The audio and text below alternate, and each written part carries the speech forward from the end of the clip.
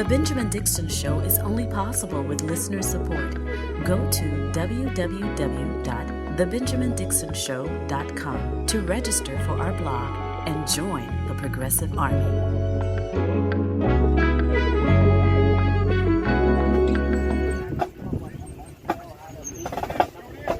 This is the sound of the fascist group known as Patriot Front in Washington, D.C., marching on the National Mall yesterday, May 14th.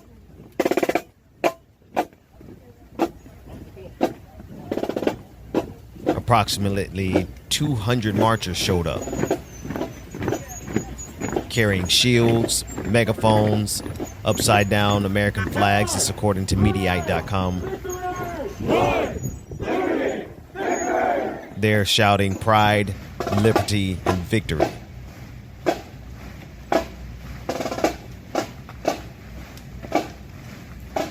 This is the sound of fascism. Being escorted by Metropolitan Police. Of course. No less. What would you expect? Anything less?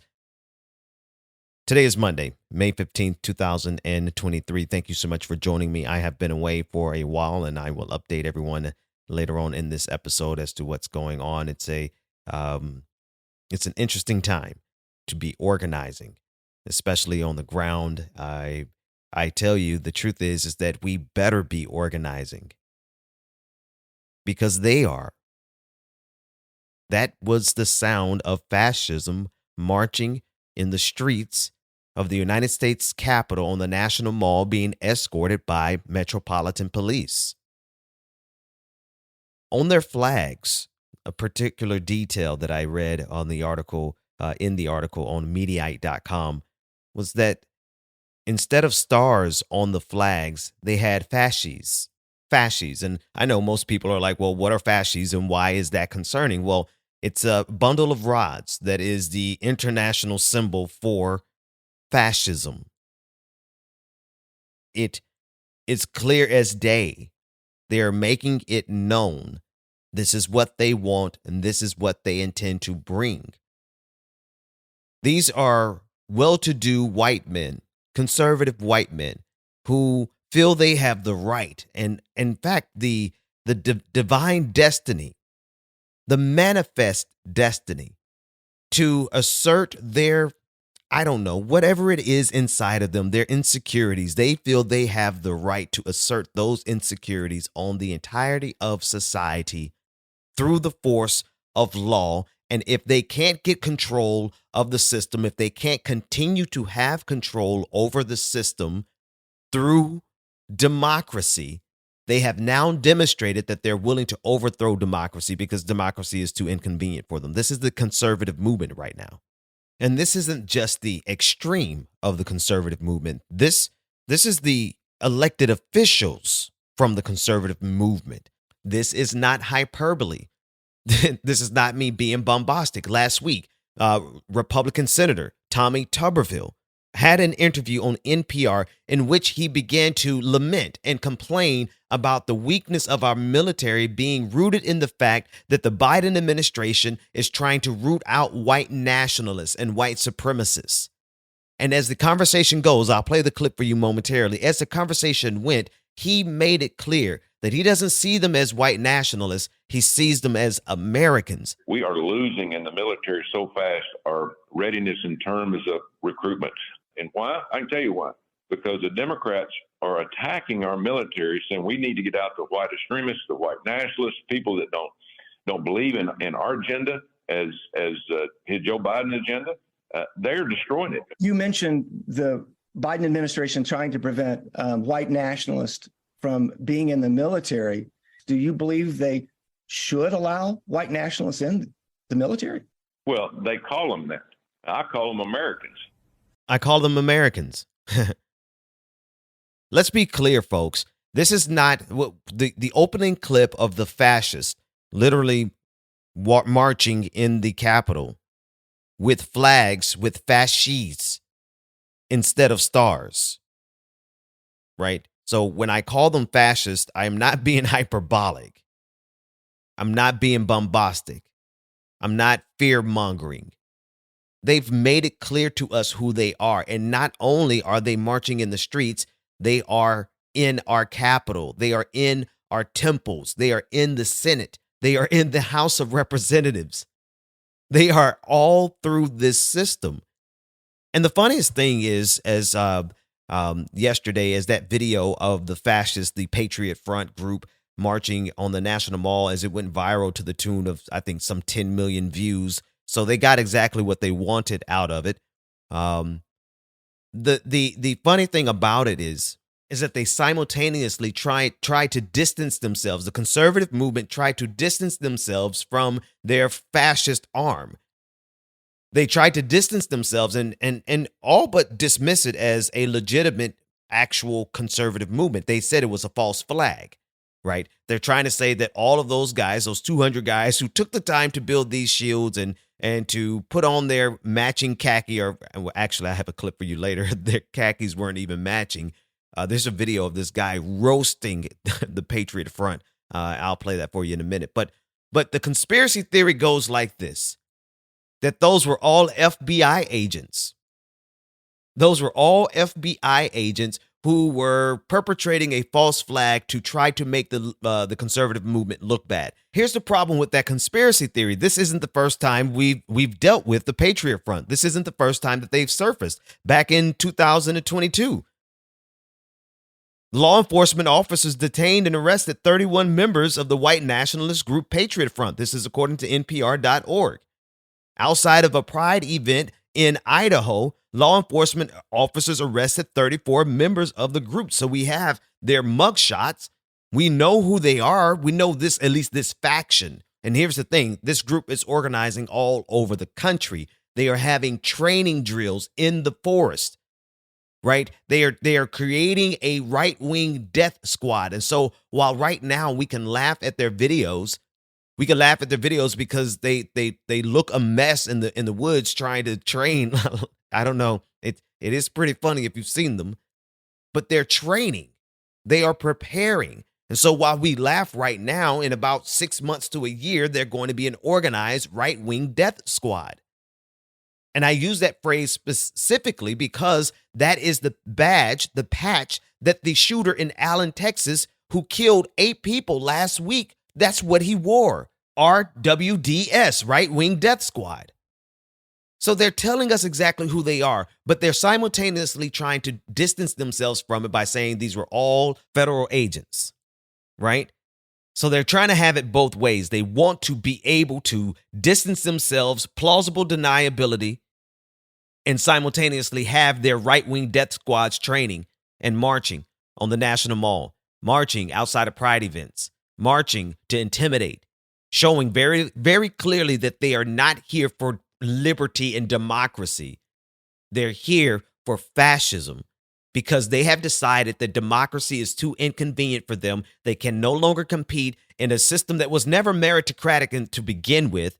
But now it's clear that white supremacy was never supreme, but they're trying to show some force.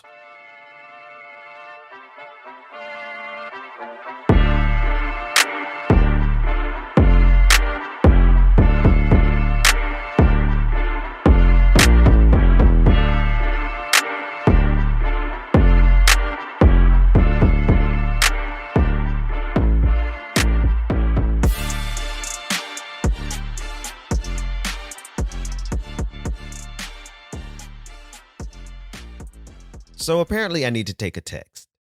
That's church speak for I need to reference a scripture and give a message. It's become apparent to me that I need to give a lesson on the Good Samaritan because the talking point that has been disseminated through all of the conservative movement, all of conservative media, including the activist governor from the state of Florida, Ron DeSantis, the talking point that has gone out with regard to Daniel Penny, the 24-year-old ex-Marine who murdered Jordan Neely by putting him into a chokehold for 15 minutes on a New York City subway. The talking point that has been disseminated through the echo chamber that is the conservative propaganda machine is this: that Daniel Penny was a good Samaritan. that the Good Samaritan did a good deed for the kind citizens of New York City by putting down some of the language I want to use here. I want to make sure that you know I'm referencing language that I took directly from their philosophers over there on the right, their thinkers. Matt Walsh uses the language with regard to Jordan Neely, calls him a flagrant. A flagrant. And so the language and the talking point that has gone out is that Daniel Penny is a good Samaritan who put down a flagrant, who was on the train. And I have his last words here.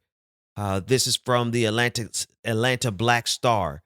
They got video of some of his last words. He was asking for food. He was talking about how hungry and how thirsty he was. Listen to this human being that Matt Walsh from the Daily Wire called a flagrant. Listen to his last words. This is what they said was such a threat, such that he needed to be put down by a good Samaritan. The homeless man, I need to shelter and drink. Food, thirsty, and milk. TV, Popeyes, thirsty and shelter. Milk, TV, and drink. And that's passion. Thirsty and milk. Hungry. That's what's going on. Shelter and drink. Thirsty and milk. Food, TV, Popeyes. Thirsty and drink. TV, milk. Thirsty and food. Drink hungry. I need to survive. Milk, shelter. Drink hungry. That's what happens. It's difficult to hear. It is difficult to understand. But you could hear some key words in there. I'm hungry. At the beginning, you could hear him say, I'm thirsty. And this is who they're calling a flagrant, such that Daniel Penny, the perfectly chiseled chin, perfectly blonde hair, the nice little Hitler mustache, he looks so good that they're talking about him over there just like he's a Roman. He looks like an ancient Greek. The good Samaritan with the perfect Aryan body and race and blood and hair put down the flagrant. Governor Ron DeSantis shared the GoFundMe link or whatever the fundraising mechanism is.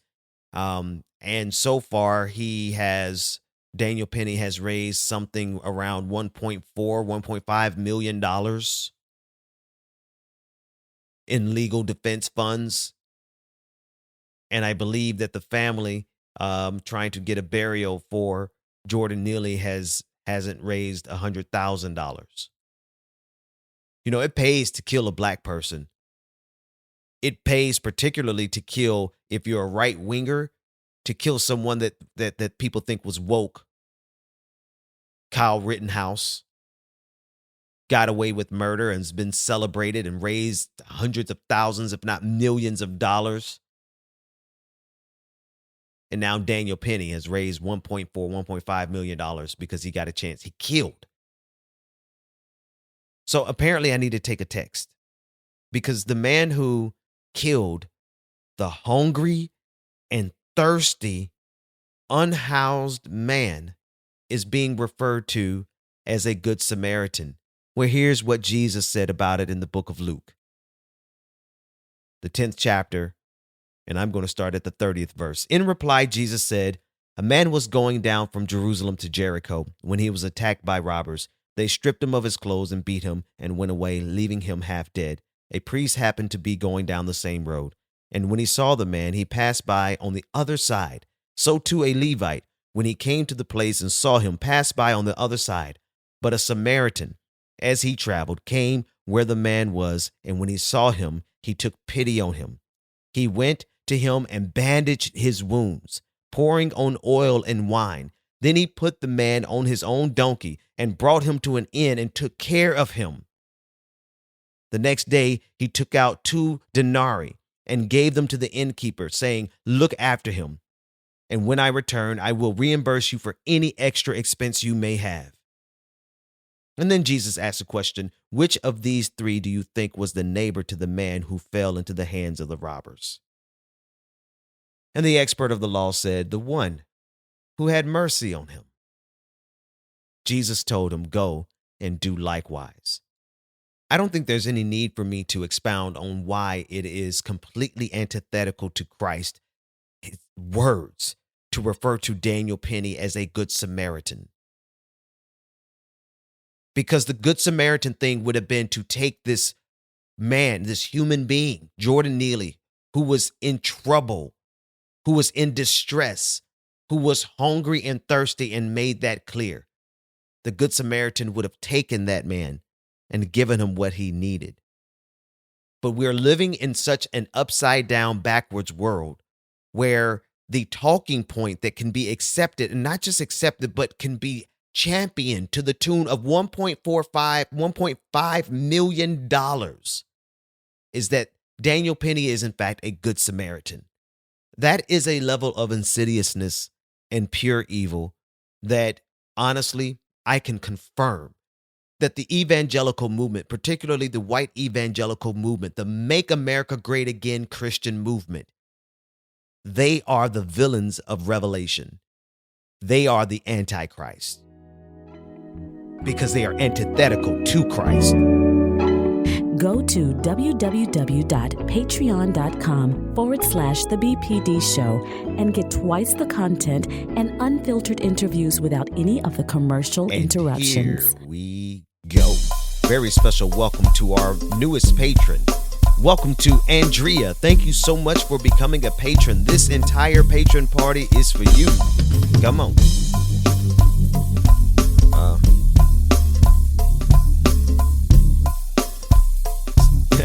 This is what we should be doing in DC, but Patriot front. You too could become a part of this prestigious and prodigious patron family by going to patreon.com/The BPD Show, where you get twice the content, none of the commercial interruptions, and you get access to our patron party, which we're going to have one coming up here really soon. Patreon.com/The BPD Show, and we'll be back right after this commercial break, unless you're a patron. We could be doing go-go in DC, but they want to go to war. Welcome back to the Benjamin Dixon Show. Visit us online at thebenjamindixonshow.com.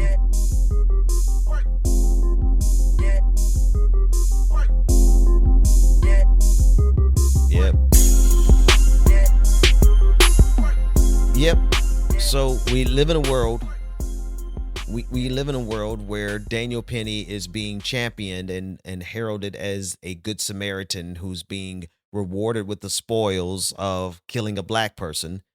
And we also live in a world where the stormtroopers, the Patriot Front, those guys who are preparing for the Second Civil War because their life is so hard. I mean, they have time to jump in their souped up trucks, their Super Duty trucks, and drive to Washington, D.C. to cosplay as Nazis. Oh, no, I'm sorry. They're actual Nazis. They're the ones who get police escort. This is the upside down world we live in. They're the ones who get police escort and get protection when they come in the city all the way to the time when they leave the city. The fascists. It's funny. Like we used to say that, or actually the saying goes that when fascism comes to America, it will be waving a flag and carrying a Bible. I think we left off a part. It would be escorted by police. And here we are in the upside down. Well, there's one thing that came out good from yesterday. I mentioned it earlier. The man who roasted the Patriot Front Nazis. Listen to this clip as he rides around on his bicycle. This guy, this hero. Not all heroes wear capes, but he's riding around on his bicycle as the Patriot Front is trying to do their recitations. This guy is telling them that they look like the illegitimate child of General Custer. I would love to speak of our nation's great history, of our peoples. There is simply no time. If we do not, will be no memory of America to continue. No history to fight for. You were the losers of your high school class. We have gone out into this once great country and found Americans are cast adrift not even and crushed underfoot. all got different types of pants on. The cities Cargo have pants are turned in Reclaim your virginity. anarchist suburbs have turned into a refuge from the cities, but only insofar as they are. You look like General Custer's illegitimate son. You look like General Custer's illegitimate son. Oh man, I wish we could have got that person's name, man. They deserve all the accolades. Listen, folks, this is a moment of absurdity, but the fact is that our enemies in this equation, I mean, one, they chose to be our enemies, right? They're the ones who's choosing to push this to a point of actual confrontation and violence. They're the ones who are creating the media that foments the violence, that creates stochastic terrorism, that pushes these shooters, these mass shooters. The last mass shooter from Allen, Texas, he was a fan of Tim Pool, right? Don't forget the Quebec shooting, the mass shooting, was a fan of Ben Shapiro. So they're creating the content, the media, they're creating the derangement, the obsession that's necessary to push this to a conflict when honestly, we could all just be somewhere chilling. We could all just be somewhere minding our business, having a good time, trying to live our life. The summertime is coming, but these clowns want to go to war. That this is what they're advocating for. This is what, I mean, they're trying to take this country over from themselves because this is still a country that serves white supremacy, no matter how much these people cry about the country and the government being woke, right? That was Tuberville from Alabama, the senator from Alabama. He's essentially complaining that the military is getting woke. But no matter how much they complain about that, the truth is that this country still serves white men above all else. And so you have these spoiled children of the empire, these men children of the empire who have gotten everything they could possibly want from this country, saying it's not enough. Now they have to take over and overthrow democracy because, oh my God, diversity and inclusion, pronouns, African-American history. That's why they want to go to a second civil war. That's why they're in the streets marching. That's why they're organizing.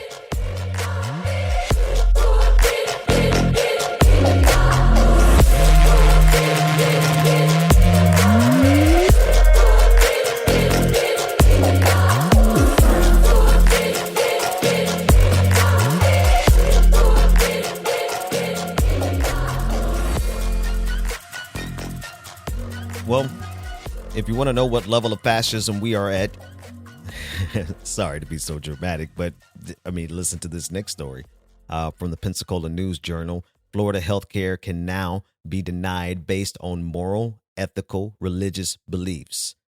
And this is an article explainer from Brandon Girard. Florida Governor Ron DeSantis signed Senate Bill 1580, quote unquote, protections of medical conscience into law Thursday, allowing Florida healthcare providers and payers to refuse services based on their moral, ethical, or religious beliefs. Senate Bill 1580 was one of more than a dozen bills closely watched by LGBTQ advocates who were concerned healthcare providers and insurers would use it to deny healthcare or coverage of healthcare to transgender people. The legislation defined conscience-based objection as based on a sincerely held religious, moral, or ethical belief. At several points over the legislative sessions that adjourned last week, Republican lawmakers invoked their Christian beliefs to question the existence of transgender people and support bills that restricted their access to transition-related medical care. And as we've been saying, of course, it would not stop at transgender people. Now it's something that now any healthcare provider or payer, meaning that reimbursements, right?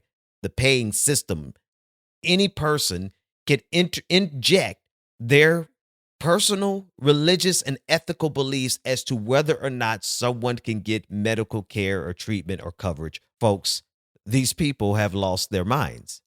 No, in fact, they're executing a strategy. They're executing a long-term plan that they have been working on for decades. This is, in fact, an agenda that started back during the civil rights movement in reaction to the progress that was made in 1964 and 1965. The right wing in this country has been pushing. In fact, we can go back further. They have been trying to undo the entirety of the 20th century, all of the progress, whether it be progress based on civil rights and race, or whether it be progress based on the New Deal. They're still trying to undo the entirety of Medicare and Medicaid. And they're making it very clear that there's an alliance that has been formed that of these Republicans who have these standard things that they've been wanting to do. They have joined with these religious zealots, and they are willing to partner together in order to get their agenda accomplished, even if it comes at the expense of millions of Americans not being able to get health care treatment because, well, Suzanne down in Billing has a deeply held religious aversion to the lifestyle of Jimmy. You see how you see how Ron DeSantis has created, and Republicans, generally speaking, have created the perfect system of objection that someone based on simply how they feel can object to not only your health care, but to your existence because it makes them uncomfortable. Because your lifestyle to them is an abomination. Whereas their lifestyle that has demonstrated nothing else but hatred, bigotry, cruelty such that they say that the man who killed the hungry, the unhoused, who killed the thirsty, they are so cruel that they call that man the Good Samaritan.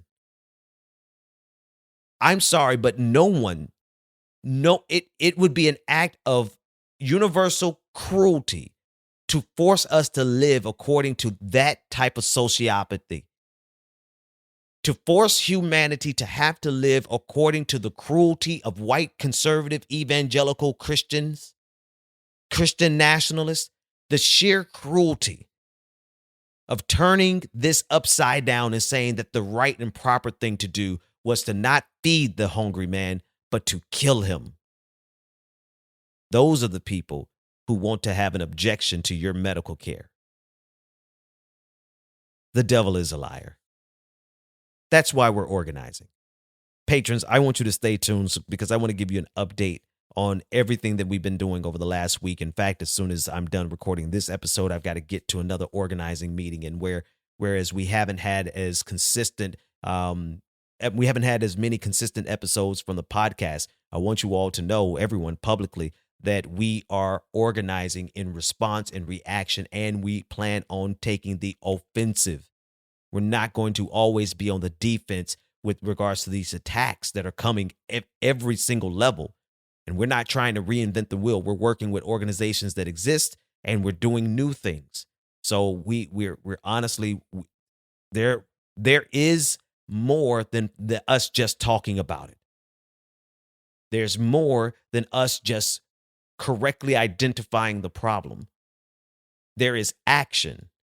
There's organizing. There's responses. We're not just going to sit back and take this and let them just run all over us. No, not at all. So patrons, stay tuned. Patreon.com/the BPD show. I want to give you an update on the myriad. I mean, just a lot that's happening on the ground across the country. Yes, but right here locally for me. And I think that's an important thing that we have to realize. While we connect on the digital level across the country and across the world, quite frankly, we have to be organizing locally in our immediate area, because the attacks that are coming, they're coming from the national level, yeah. But the Republicans and the conservatives in this movement, these white nationalists, these Christian nationalists, They are organized on the micro level. Right there in your neighborhood, you're going to run into someone that is connected to this Make America Great Again madness. So we have to be organized likewise. Patrons, stay tuned. Everyone else, we'll see you tomorrow. The Benjamin Dixon Show is only possible with listener support. Go to www.patreon.com/The BPD Show and support The Benjamin Dixon Show. If you like this episode, be sure to share, like, and subscribe.